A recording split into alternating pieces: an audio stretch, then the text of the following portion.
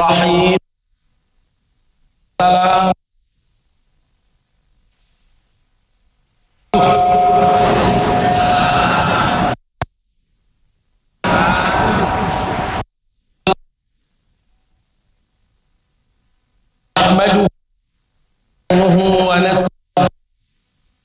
ونعوذ بالله من شرور أنفسنا وسيئات أعمالنا من يهده الله فلا مضل له هادي له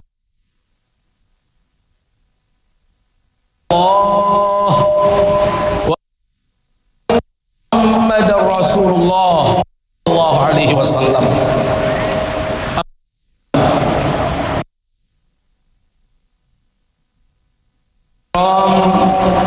Haji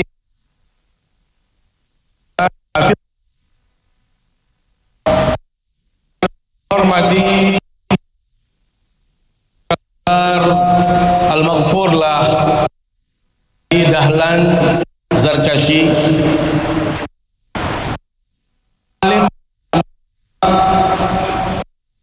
koordinator Ati Indonesia, termasuk Akhil Aziz, koordinator Ati wilayah Nusa Tenggara Barat, para asatidz, para guru-guru, para ustaz, para ustadzah, semuanya hadirat jamaah yang dimuliakan Allah Subhanahu wa taala. Malam hari sekali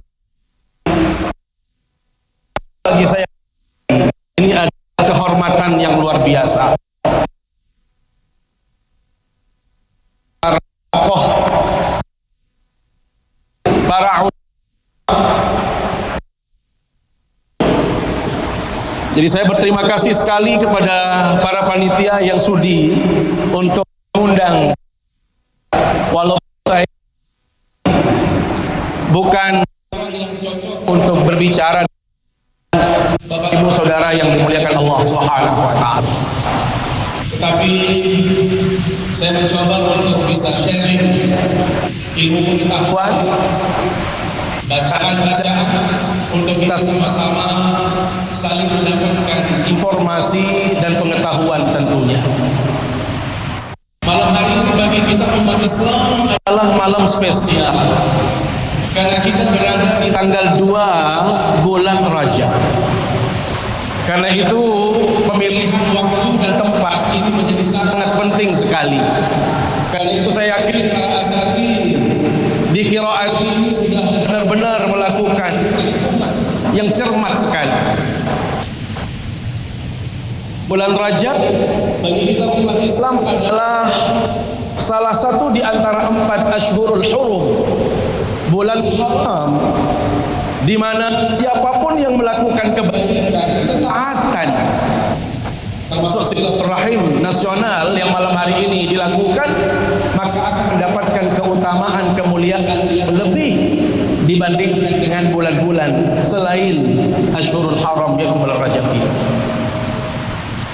Belum lagi yang kita lakukan ini adalah sesuatu yang sangat mulia. Di situ ada silaturahim, ada talabul ilm. Maka tepat sekali Bapak Ibu yang dimuliakan Allah Subhanahu wa taala, kalau doa yang selalu kita dengar yang dianjurkan oleh baginda Rasul sallallahu alaihi wasallam, terutama di bulan Rajab dan Sya'ban, untuk kita amalkan. Allahumma barik lana fi Rajab wa Sya'ban wa ballighna Ramadan. Izinkan saya untuk menghidupkan syiar ini dengan sedikit melantunkan. Dan izin sekali, saya tidak biasa duduk di sini. Saya lebih nyantai, mohon maaf untuk berdiri. Izin sekali.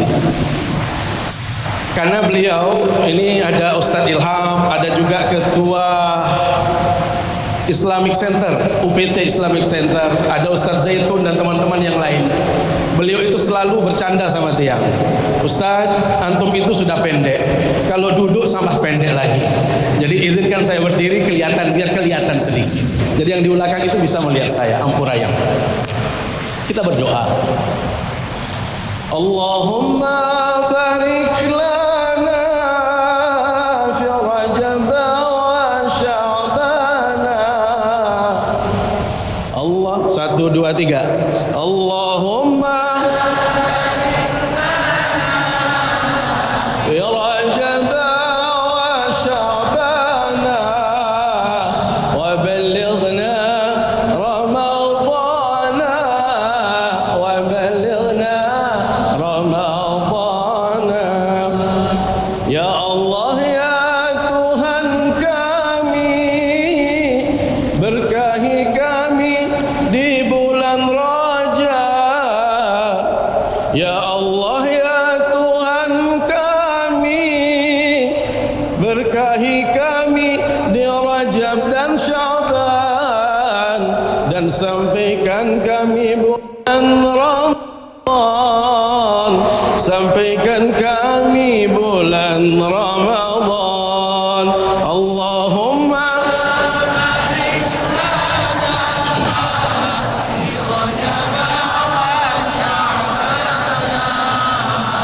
Allahumma barik lana fi Rajab wa Sya'bana wa ballighna Ramadana wa ballighna Ramadana. Amin ya rabbal alamin. Salawat serta salam selalu tercurah Sallallahu alaihi wasallam. Beliau panutan kita, teladan kita, uswah kita, contoh kita dalam semua aspek hidup dan kehidupan. Bagaimana berakidah yang lurus beliau contohkan kepada kita. Bagaimana beribadah yang benar, beliau sudah memberikan teladan bagi kita semua. Bagaimana berakhlak yang mulia, bagaimana bermuamalah dengan cara yang baik, termasuk di dalamnya bagaimana membaca Al-Quran sesuai yang dicontohkan oleh baginda Rasulullah sallallahu alaihi wasallam. Beliau telah mencontohkannya. Kalau toh kita tidak mampu menghadirkan sosok Rasulullah, tidak mampu seperti baginda Rasul sallallahu alaihi wasallam, karena itu mustahil. Siapa kita dan siapa baginda Rasul sallallahu alaihi wasallam? Beliau manusia pilihan, beliau manusia sempurna, tetapi seperti kaidah yang mengatakan ma la yudraku kulluhu la yudraku kulluhu.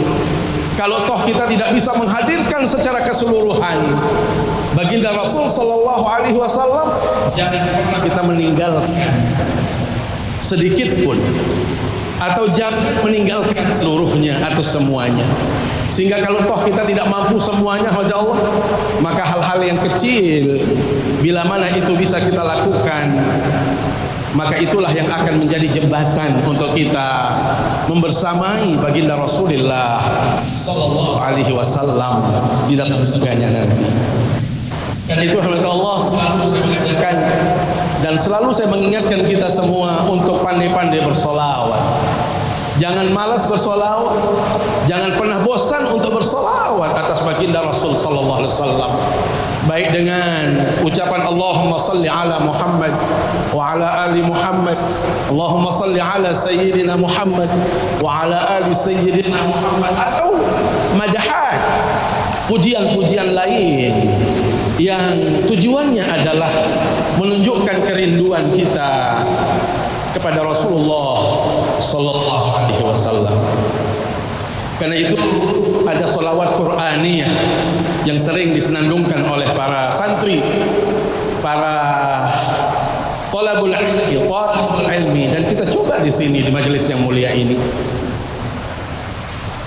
Salatullahi wassalam ala man uhiya al-Qur'an. Salatullahi wassalam ala man uhiya al-Qur'an.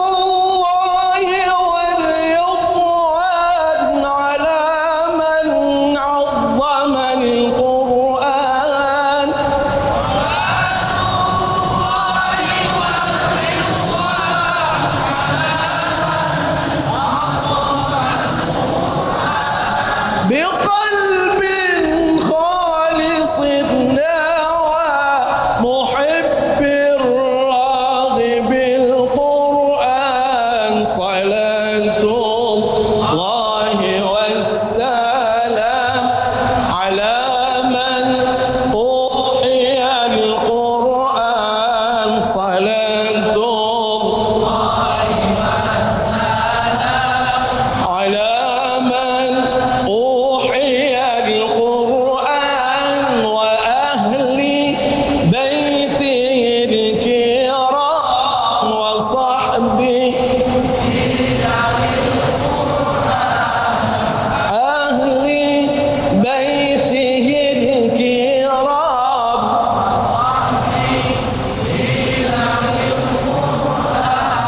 وفاز من تكلم مع الرحمن بالقرآن وفاز من تكلم مع الرحمن بالقرآن وخاب من تجنب عليه لعنة القرآن صلاة الله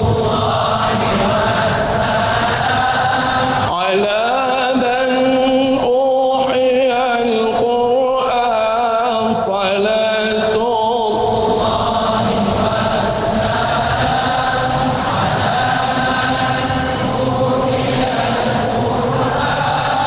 وأهل بيته الكرام وصحبه ذوي القرآن اللهم صل على سيدنا محمد صلوا على النبي.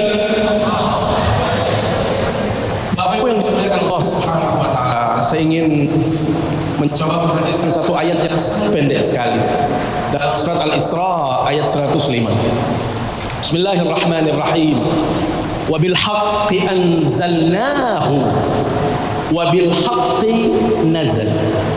Subhanallah, ayat yang pendek sekali, praktis sekali, tetapi mencakup semua sisi dalam kehidupan manusia. Wabil haqqi anzalna ay mutadamminan lil haqq, karena Al-Quran itu berisikan kebenaran, bersumber dari zat yang maha benar, maka Al-Quran itu diturunkan. Wabil haqqi nazal, dan dengan cara yang benar juga Al-Quran itu diturunkan. Subhanallah, ayat yang pendek, yang satu menjelaskan tentang kandungan Al-Quran, bahwasanya Al-Quran itu berisikan sesuatu yang benar dan cara turunnya juga yang benar. Ini memberikan inspirasi bagi kita semua, bahwasanya bagaimanapun kebenaran yang kita miliki, kebenaran yang kita yakini, wajib hukumnya disampaikan dengan cara yang benar. Tidak boleh beralasan karena ini sebuah kebenaran maka kita melakukannya semau kita, apalagi dengan melakukan tindakan-tindakan destruktif, melakukan sesuatu keburukan, itu tidak dibenarkan. Maka subhanallah, apapun yang kita yakini, apapun yang kita tahu itu benar, maka proses penyampaiannya pun harus dilakukan dengan cara yang benar, seperti Al-Quranul Karim. Ini yang pertama. Yang kedua, karena Al-Quran itu adalah kebenaran, bersumber dari zat yang maha benar, cara turunnya juga dengan cara yang benar, maka Al-Quran itu memiliki khasais, karakteristik, atau boleh dikata dengan mumayyizat, keistimewaan yang itu tidak dimiliki oleh kitab-kitab yang lain, tidak ada dalam ilmu yang lain, tidak ada dalam bacaan-bacaan yang lain. Apa di antara khasaisul Quran, hadirin Allah? Satu, seperti yang disampaikan oleh Akhil Aziz, pembawa acara tadi, mempelajarinya dan mengajarinya itu menjadi standar. kebaikan seseorang di hadapan Allah Subhanahu wa taala. Subhanallah. Khairukum man ta'allama al-Qur'ana wa 'allamah. Itu hadis yang diriwayatkan dari Utsman bin Affan. Bahwasanya sebaik-baik kita manusia ini adalah man ta'allama, mereka yang belajar, mereka yang mempelajari. Bapak Ibu, kalau kita mempelajari ilmu-ilmu yang lain, tidak ada jaminan seseorang yang pemula itu akan baik. Kalau kita di kampus, kita kenal ada senioritas, ada junioritas.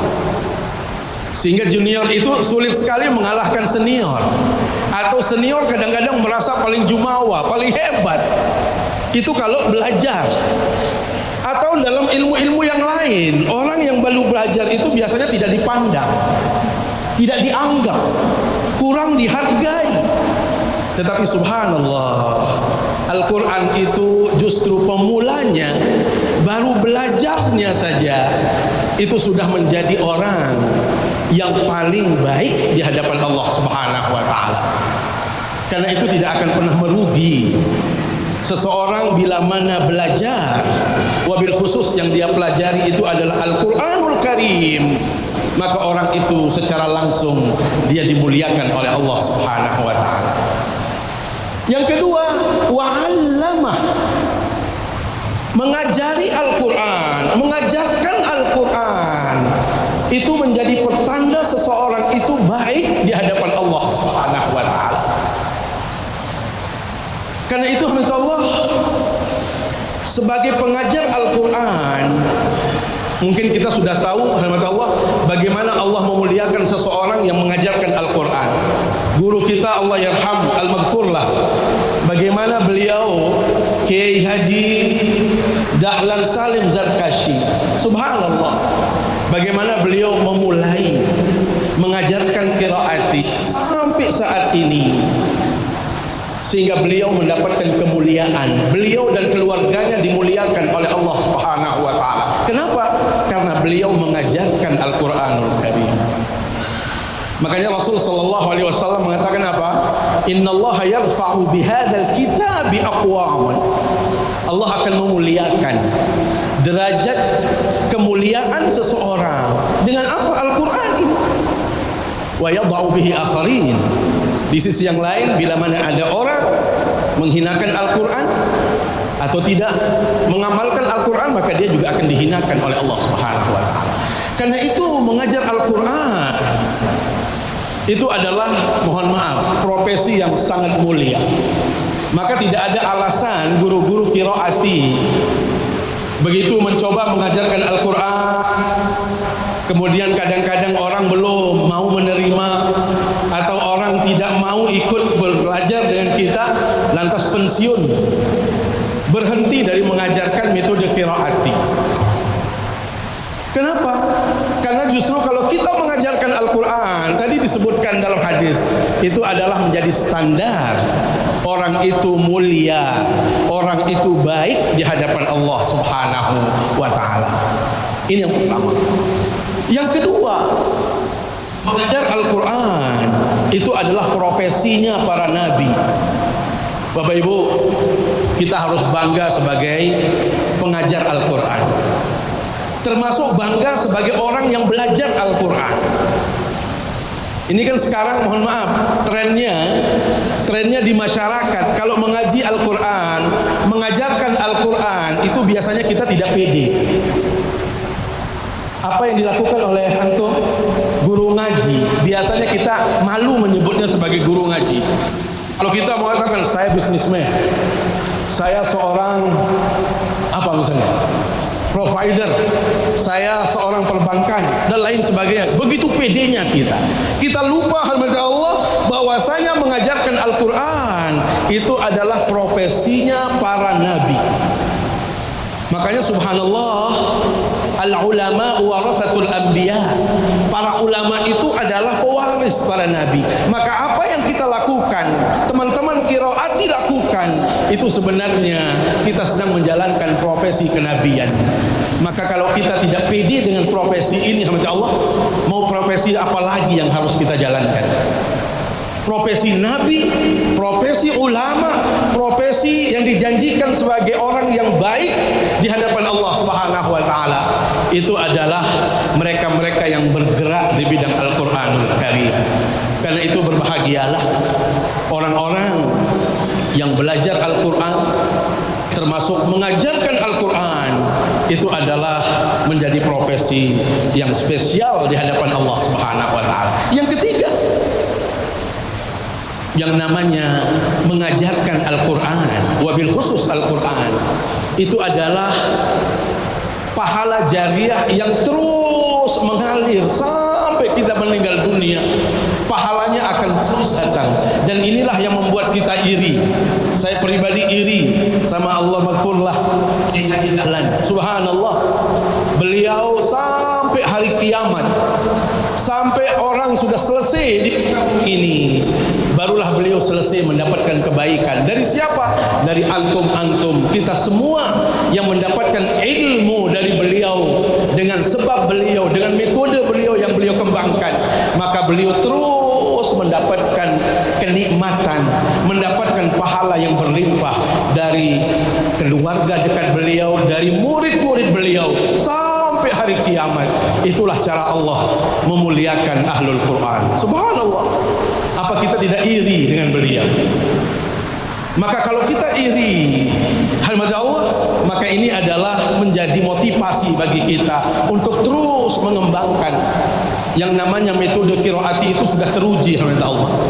Kita sudah tahu, kita sudah merasakan bagaimana hasilnya, bagaimana dampaknya, bagaimana orang-orang yang menghafal Quran dan lain sebagainya. Subhanallah. Maka mudah-mudahan dengan apa yang kita lakukan silat nas ini semakin bertambah hamasah semangat kita untuk mengajarkan Al-Quranul Karim dalam kehidupan kita. Yang kedua, Allah, dari khosaisul Quran. Kalau tadi bicara tentang belajar dan mengajarkannya, sekarang membacanya. Subhanallah, saya pikir tidak ada bacaan yang paling istimewa, yang memberikan dampak baik secara psikis maupun fisik, kecuali Al-Quranul Karim. Itu belum kita berbicara pahala. Kalau secara psikis, sama Allah, orang akan merasakan ketenteraman dalam hidup ini. Membaca Al-Quran menjadi obat yang sangat luar biasa, menenangkan, menyehatkan, memberikan semangat bagi siapapun dalam kehidupan. Ini baru dari sisi itu. Belum kalau kita berbicara pahala, minta Allah sudah jelas. Rasul sallallahu alaihi wasallam menegaskan, man qara'a harfan min kitabillah walahu bihi hasanah wal hasanatu bi 'ashri amsalha. La aqulu alif lam mim harf, balil alif harf wal lam harf wal mim harf. Subhanallah. Kalau kita membaca alif lam mim saja, itu sudah mendapatkan 30 pahala. Belum lagi kalau kita bisa secara kontinu, secara istiqamah. Teman-teman qiraati saya sudah tahu bagaimana mereka istiqamahnya di dalam membaca Al-Quran, mengajarkan Al-Quran. Maka hal-hal yang demikian itu harus kita pertahankan. Karena secara prinsip Rasul sallallahu alaihi wasallam mengatakan bahwasanya ahabbul a'mali ilallah adwamuha wa in qallat. Perkara yang sangat dicintai oleh Allah itu adalah perkara kecil, tetapi secara kontinu kita lakukan. Subhanallah, bila mana itu yang kita lakukan, maka kita akan mendapatkan kemuliaan dari Allah Subhanahu wa taala. Belum lagi pahala-pahala yang banyak sekali kalau kita mengupas tentang membaca Al-Qur'anul Karim. Yang ketiga, kalau tadi mengajinya, belajarnya, mengajarnya adalah merupakan kebaikan. Kemudian yang kedua, karena dia adalah khususiyat Al-Quran tadi, bila mana kita membacanya maka itu menjadi ladang pahala yang luar biasa. Mentadabburnya, mengkajinya seperti ini, subhanallah, itu adalah sumber kebaikan yang luar biasa. Bukankah Rasul sallallahu alaihi wasallam menegaskan, majtama'a qaumun fi baitin min buyutillah yatluna kitabahu wa yatadarasunahu bainahum illa nazalat alaihimus sakinah. Ini yang akan kita raih, kita rasakan bila mana kita berkumpul di majelis-majelis seperti ini. Kita membaca ayat-ayat suci Al-Quran, kita kaji ayat-ayat suci Al-Quran. Allah janjikan kepada kita 4 keutamaan, 4 nilai yang kita rasakan saat ini. Apa itu? 1, nazalat alaihimus sakinah, akan ada rasa nyaman, rasa tenang yang kita rasakan di tempat ini. Supaya saya tidak berdusta, saya ingin bertanya, Bapak Ibu, bagaimana rasanya di majelis ini? Apa yang kita rasakan di sini? Rasa tenang, rasa nyaman. Subhanallah, inilah janji Rasul SAW, sakinah. Dan saya pikir inilah yang kita inginkan dalam hidup ini. Bila mana kita mendapatkan sakinah, maka ibadah kita menjadi tenang, hidup kita nyaman, ya. Mengajarkan Al-Quran juga bisa penuh dengan keyakinan dan lain sebagainya. Ini yang pertama. Yang kedua, wa ghasyiyatuhumur rahmah. Subhanallah, silat nas itu tujuannya apa? Ada cinta kasih di antara kita. Yang sebelumnya mungkin belum ketemu dengan teman dari Probolinggo misalnya, belum ketemu dengan dari Sidoarjo misalnya. Ternyata testimoni saudara-saudara kita di sana, begini loh cara yang tepat memberikan pelajaran yang benar. Saya punya anak-anak saya misalnya seperti ini, subhanallah, ada interaksi satu sama lainnya. Silaturahim ini memberikan tambahan-tambahan motivasi bagi yang lain yang belum memulai atau belum menghasilkan seperti yang dihasilkan oleh teman-teman yang sudah maju. Maka subhanallah, ada cinta kasih yang terbangun dengan suasana seperti ini. Yang ketiga, hafathumul malaikah. Justru malaikat, Masya Allah, begitu sayangnya, senangnya malaikat, Bapak Ibu. Kalau toh saya tidak melihat satu persatu di sini karena banyaknya, tapi malaikat itu subhanallah bertebaran di sini. Ada yang tidur-tidur juga dicatat oleh malaikat. Dia hadir di Islamic Center tapi tidur, nggak apa-apa. Yang penting datangnya di sini dapat pahala gitu. Ya, subhanallah. Jadi saya tidak perlu gundah gulana, sedih. Kenapa ada malaikat yang mengintai terus dari semua sisi di majelis yang mulia ini? Yang terakhir, rahmat Allah, dan ini yang paling penting, wa dzakarahumullahu fi man 'indah. Siapa yang tidak senang bila Allah yang memuja kita, memuji kita? Hadirnya Bapak Ibu di sini di Islamic Center itu subhanallah dibanggakan oleh Allah Subhanahu wa taala di hadapan makhluk-makhluk terbaik yang Allah ciptakan, di hadapan para malaikat. Lihat, tuh datang dari Sidoarjo, datang dari Pasuruan, datang dari Jakarta, subhanallah. Itu dibanggakan oleh Allah Subhanahu wa taala. Bapak Ibu, tentu tidak cukup kalau kita mengupas tentang khasaisul Quran, ya, bagaimana karakteristik Al-Quran. Tetapi waktu sudah hampir mendekati 10.30. Sementara tadi saya dibisikin jangan panjang-panjang. Maka mohon maaf sekali, di majelis yang mulia ini saya akhiri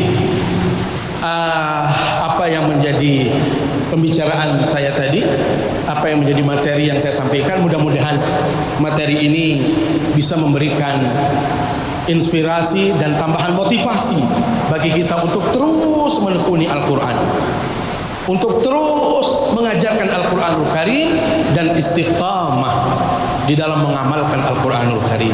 Terima kasih dan mohon maaf bila ada yang kurang berkenan. Aqulu qawli hadza wa astaghfirullah li wa lakum. Wassalamu alaikum warahmatullahi wabarakatuh. Assalamualaikum warahmatullahi wabarakatuh. Waalaikumsalam warahmatullahi wabarakatuh.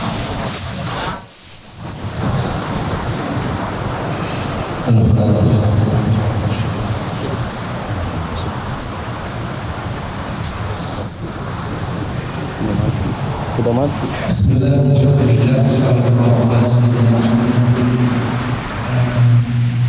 Perkenalkan, kita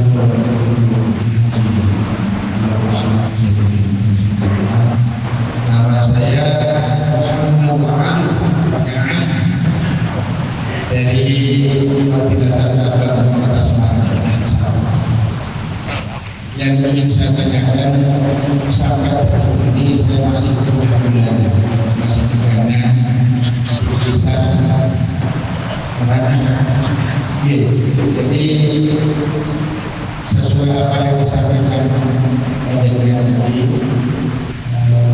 tentang utama khairul man ta'ala al-Qur'an. Jadi saya ini sebagai koordinator cabang ingin fokus untuk mengajar, untuk belajar juga di Kota Semarang. Tetapi sampai detik ini kami terganjal juga masalah saya masih menjadi honorer di satu SMK negeri. Alhamdulillah baru termasuk 18 tahun saya menjadi honorer, dan alhamdulillah kemarin menjadi termasuk pasien untuk P3K. Insya Allah nanti tanggal 2 Februari akan ada penempatan. Tapi masih misalnya kami fokus mengajar di dalam, apalagi keutamaan khairul tadi. Saya pernah matur kepada ibu, bagaimana kalau saya resign saja, daripada nanti kalau sudah penempatan meninggalkan, saya malah nambah dibebani di situ. Akan tetapi ibu kami menyarankan belum boleh. Jadi bagaimana kami bisa mendapatkan itu beliau bisa resign, sehingga kami bisa fokus untuk bisa mendapatkan khairul man ta'ala. Karena kebetulan kemarin kami mengalami juga ini tawadus ketimah, saya termasuk guru penggerak yang sudah lulus mengikuti pembinaan pendidikan guru penggerak selama 9 bulan, tetapi pelaksanaannya 15 bulan kami baru lulus. Mudah-mudahan saya lulus, saya diresmikan secara nasional. Maka tetapi menjadi pengalaman kemarin menjadi guru penggerak itu bahasanya ketumpul gitu, ketumpul bahasa di sini. Nah, akhirnya apa itu kegiatan saya harus ngajar di LPI karena tugas-tugas di penggerak itu saya akhirnya mengambil skala prioritas. Akhirnya itu saja yang ingin saya tanyakan sekali lagi, bagaimana kamu bisa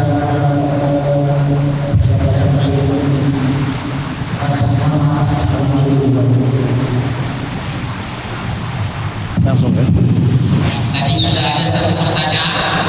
Jadi intinya beliau tadi menanyakan kemudahan ingin fokus belajar hati. Nah, sementara ada panggilan rezeki dari sisi yang lain dan ada arahan dari ibu untuk berhenti dari pekerjaan. Keinginan pribadi beliau ingin fokus belajar hati. Mungkin Bapak Tuan Guru bisa memberikan saran untuk kita semua, bukan hanya beliau, guru-guru yang ada dalam posisi yang sama.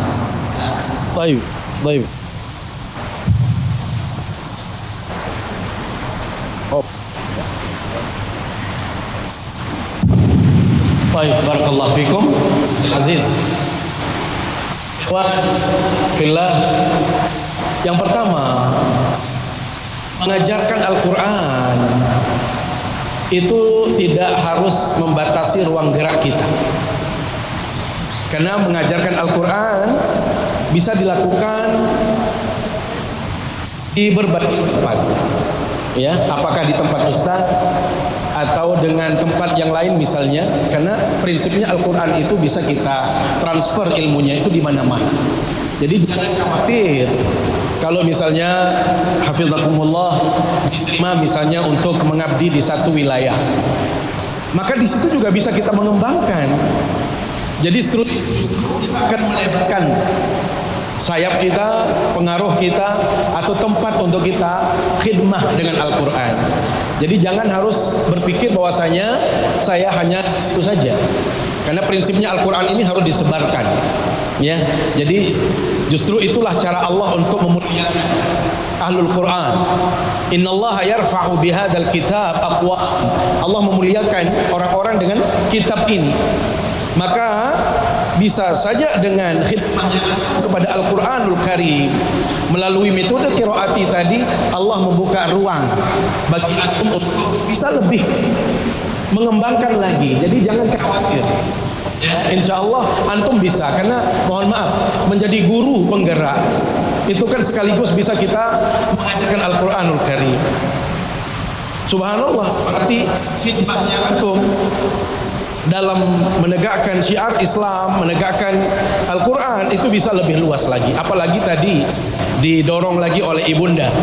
Jadi jangan sampai walaupun keinginan baik, tetapi kalau ibunda tidak merestui, saya pikir itu juga harus kita pertimbangkan. Karena ridallah fi ridal walidain itu sudah pasti. Jadi saya minta kepada kita semua, saya pribadi, apapun yang kita lakukan dalam kehidupan ini, jangan melupakan orang tua kita. Sowan kepada orang tua kita, minta kepada orang tua kita untuk didoakan, maka yakin itu adalah cara yang terbaik. Jadi subhanallah, yang kita lakukan di qiraati ini adalah mentransfer metodenya. Karena itu tidak terikat oleh komunitas tertentu, tetapi dimanapun kita ada, di wilayah manapun kita berada, kita harus menegakkan panji Islam, dakwah Islam, dan metode qiraati ini bisa kita lakukan. Bahkan itu menjadikan Anda lebih leluasa, Ustaz. Bayangkan kalau misalnya Anda di sekolah. Ini kalau kita berbicara sekolah, lihat kalau tadi disebutkan ta'allama wa 'allama. Kelemahan kita umat Islam saat ini adalah bagaimana menguatkan benteng pertahanan keluarga itu dari keluarga. Karena itu awalnya sebenarnya mengajarkan Al-Quran ini kan tugas orang tua, dari orang tua, dari keluarga. Tetapi yang hilang saat ini adalah semangat itu. Kita tidak pernah berimbang, jujur kita tidak pernah berimbang di dalam melihat bagaimana belajar dan mengajar Al-Quran dibanding dengan belajar ilmu-ilmu yang lain. Ini menjadi tugas kita, Masya Allah. Bagaimana memahamkan umat, mencerdaskan orang tua. Mereka itu kalau mengkhususkan putra-putrinya untuk bisa masuk menjadi seorang dokter, menjadi seorang insinyur, atau diterima di perguruan tinggi yang hebat, berani mereka keluarkan berapapun budget untuk kursus, untuk biaya. Tetapi kalau sudah bicara Al-Quran, biasanya kalau kita naikkan sedikit saja itu sudah banyak sekali. Maka tugas kita adalah bagaimana memahamkan umat. Karena tugas mendidik anak-anak itu ada dari keluarga kita, terutama dengan pendidikan Al-Quran. Bapak Ibu, gimana kita tidak miris di Ponorogo itu yang mencuat di permukaan, anak-anak SMP, SMA yang minta nikah di usia yang sangat belia sekali. Kenapa bisa terjadi seperti ini? Karena tadi kita ini jauh dari Al-Quran, jauh dari bacaan Al-Quran, jauh dari pengajaran Al-Quran. Padahal Allah Subhanahu wa taala sudah menegaskan, kunu walakin kunu rabbaniyin bima kuntum tuallimuna al-kitab wa bima kuntum tadrusun. Jadi kalau kita ingin mencetak masyarakat Rabbani, itu harus mulai dari pengajaran-pengajaran Al-Quran dan mempelajari Al-Quran. Maka barakallahu Ustaz, tidak perlu antum khawatir bahwasanya kalau saya memperturutkan apa yang saya lakukan saat ini akan mengurangi khidmah antum dalam Al-Quran. Saya yakin tidak, justru ini menjadi ladang yang lebih luas, batu loncatan untuk memperluas jaringan kita di dalam mengajarkan Al-Quran. Yang penting antum jangan lupa saja. Biasanya orang kalau sudah dapat nikmat nanti lupa yang profesi yang utama tadi. Kalau kita ini profesinya sebagai umat Islam ini adalah mencerdaskan masyarakat dengan Al-Quran Karim, maka itu yang harus secara istiqamah kita lakukan bersama. Allah.